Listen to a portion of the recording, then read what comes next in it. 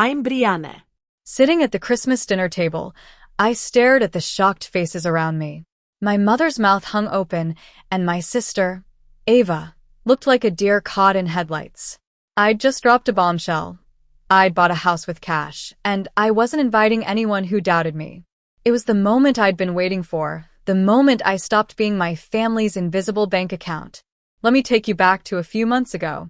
I was sitting in my one-bedroom apartment outside Cedarville, working on a project for a client. It was a Thursday in October, and my coffee had gone cold ages ago. The radiator was making that familiar clicking sound. Then my phone buzzed. It was Mom. "Hey, Brianna. The plumbing in the basement is acting up again.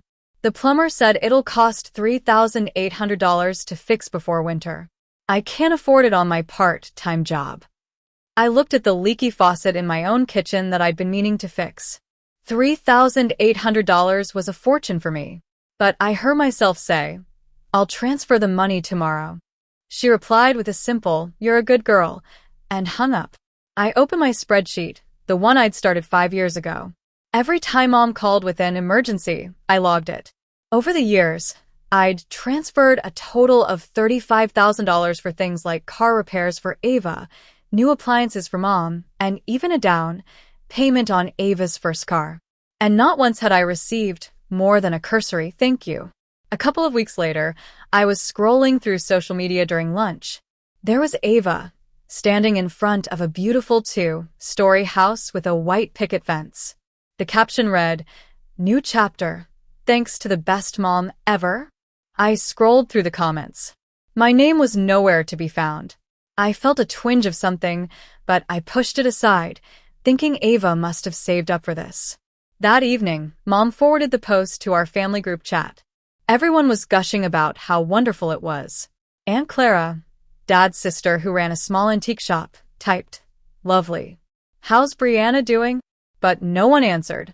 Her question just hung there, like a balloon with a slow leak. Thanksgiving rolled around. I drove an hour to Mom's house, bringing a homemade pumpkin pie. When I walked in, my usual seat at the dining table was taken by Ava's new boyfriend, Ryan. Mom said, "I thought you wouldn't mind sitting at the side table. You're so easygoing." The side table was just a folding table in the corner, with a paper plate and a plastic fork. I sat there in silence as Mom raised her glass and said, "To Ava and Ryan and their beautiful new home." Glasses clinked, and everyone cheered.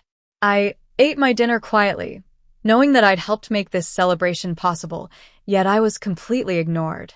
After dinner, as I was doing the dishes, I decided to look into my bank statements.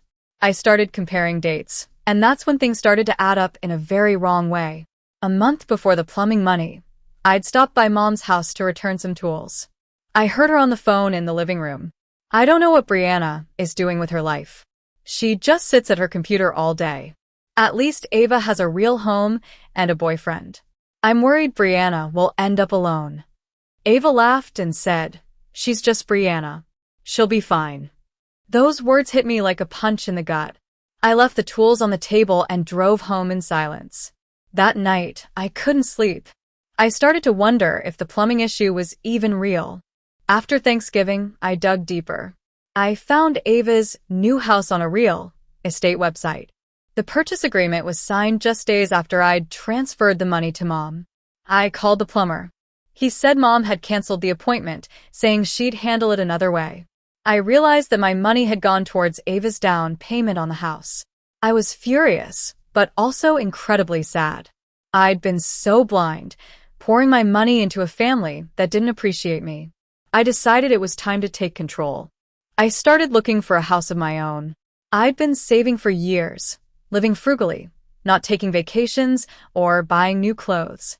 I found a small, cozy house on the outskirts of town. It needed some work, but the foundation was solid. I could afford it with the money I'd saved. Aunt Clara was the only one who knew what was going on. I told her everything, and she said, "Your mother has always favored Ava. You remind her of your father, and she never forgave him for passing away so early." I decided then that I was going to stop being the family's bank and start living for myself. Mom called me a few weeks later, asking for help with the heating bill. I took a deep breath and said, "Mom, I can't do this anymore. Call the energy company. They have a program for seniors. She was shocked and started to guilt-trip me, saying, I raised you alone after your father died. I've always counted on you. But I stood my ground. When Mom sent out the Christmas dinner invitation, I debated whether to go. If I didn't, she'd make me out to be the bad guy. If I did, I'd probably end up being ignored again. But I decided to go, with a new resolve. I told Aunt Clara I was going, and she said she'd be there too. At the Christmas dinner, Mom was all praises for Ava and Ryan's new home. Then she turned to me and said, So, Brianna, when are you going to settle down? You can't just work from home forever. Ava smirked and said, Seriously, Brianna, what are you saving for? That's when I set down my fork and said, Actually, Ava, what did you save for? I know the money for your down payment came from me. The room went dead silent. Mom tried to brush it off, but I wasn't going to let it go.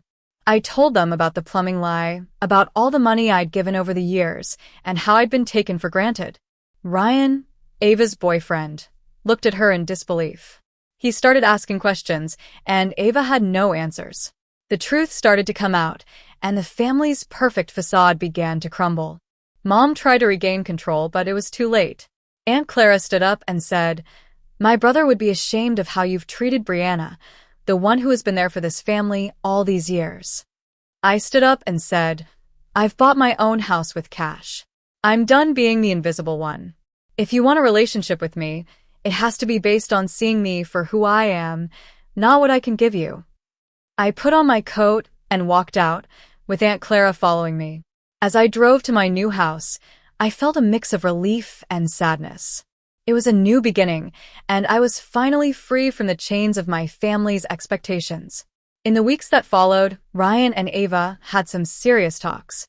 Ryan discovered that Ava had a lot of hidden debt, and he insisted they see a financial counselor. Mom's "I manage on my own" act stopped.